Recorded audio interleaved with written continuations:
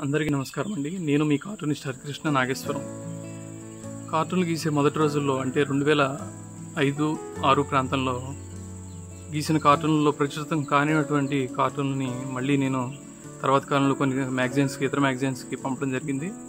అలాగే కొన్ని కాంటెస్ట్లు కూడా పంపడం జరిగింది.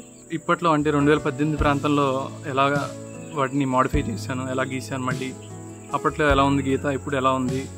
అప్పట్లో మాన్యువల్గా రంగులు వేయడానికి కష్టపడలేక బ్లాక్ అండ్ వైట్లను పంపించాను. ఆల్మోస్ట్ చాలా మ్యాగజైన్స్ బ్లాక్ అండ్ వైట్లను ప్రింట్ చేసేవి కాబట్టి బ్లాక్ అండ్ వైట్లను పంపించేవాడిని.